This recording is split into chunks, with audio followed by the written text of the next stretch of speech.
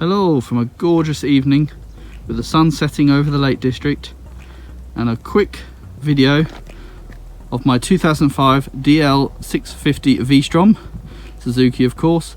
I did a video the other day which just had some of the modifications. This is a quick update on just some of those modifications and a little bit of an insight onto how I did them. So a short recap. Still got the old fender extender there, Beowulf, radiator and cooler guard, the Cosmo fork brace, and the Heed crash bars and Heed bash plate, Suzuki center stand. All of those mods are the same, or additions should I say. One mod I have made though is I did have some little LED lights, auxiliary lights mounted on some bar end clamps. I've now changed to these 10-watt Cree LEDs. So there's one both sides. If I just come back a bit, gives you an idea of the width it adds to the bike in terms of at night time. I'll just go and turn these on so you can see what they look like with those lights turned on. Okay, here in the sunset, it might not be that visible, but when it's night time or dusk, these really are seriously bright. Not sure if you can see them well there, but effectively, rather than using the awful clamps they came with, that's just a couple of C clamps, and I just simply replaced the horrible zinc plated bolts with some nice stainless ones that won't rust, and a nut lock so it won't come undone, and they are as solid as anything.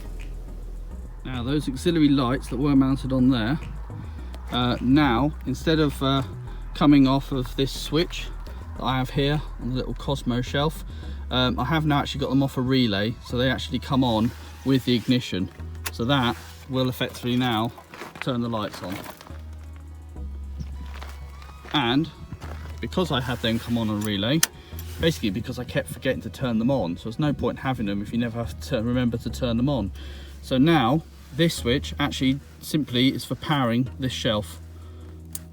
So it gives me my voltage reading for the battery, and if I can just undo it there, two USBs for charging mobile phones or GPS or whatever it might be. And that can be done now as it's just run straight. It's got a fuse, but effectively it's run straight off the battery. So if I'm camping, for instance, I don't have to turn the bike on or put the key in the ignition. Just to prove that, take the key out. It all runs straight off the battery. So there is a risk of leaving it on and draining the battery.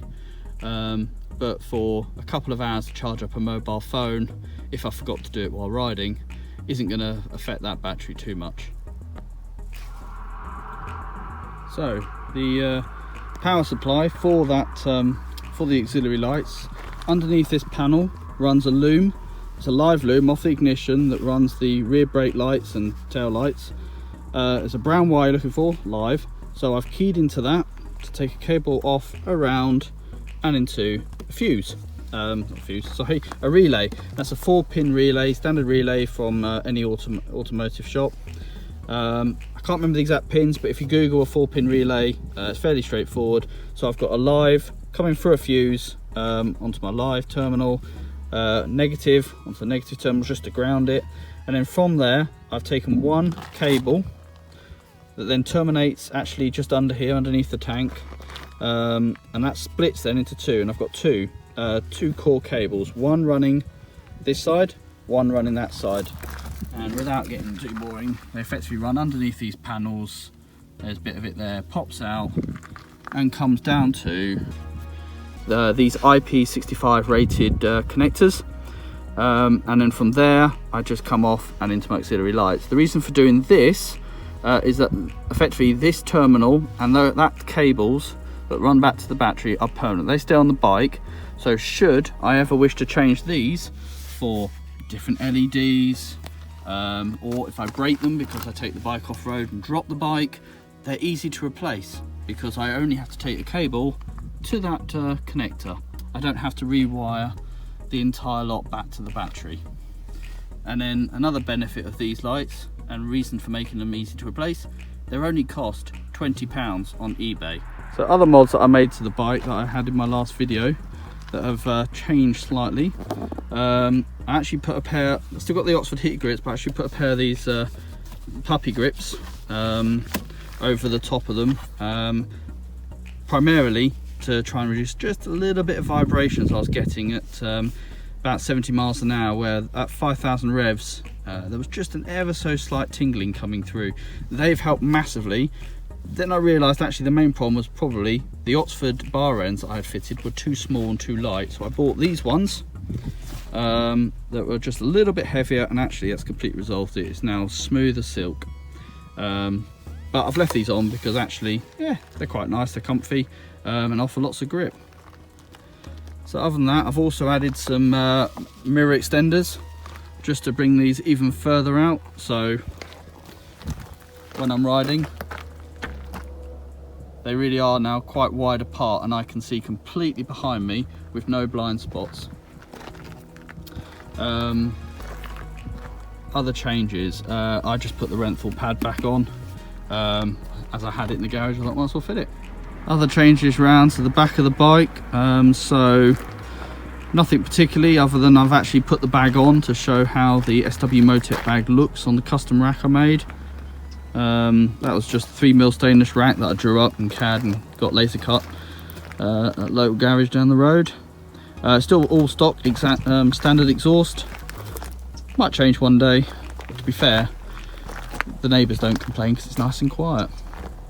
Other than that, same chain and sprockets. I haven't got round to changing the gearing yet. I will change the tyres soon. Looking for something more of a 50/50 tyre. These are the Bridgestone A41s. Brilliant road tyre, useless off-road, but then they are sold as a 90/10, so that's totally understandable. They are a great road tyre and I've got over 10,000 miles out of these, so they do work well, but I want more of a 50/50 tyre now. So just to finish off, a quick walk round of the bike. After 17 years, I think she still looks alright. She's still holding up to her age quite well, I think.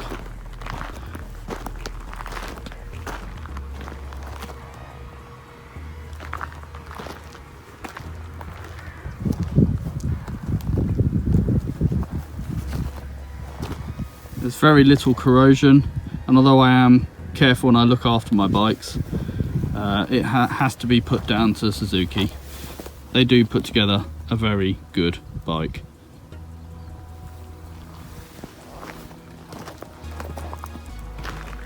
And there you go. I hope you like her. I certainly do. Happy riding.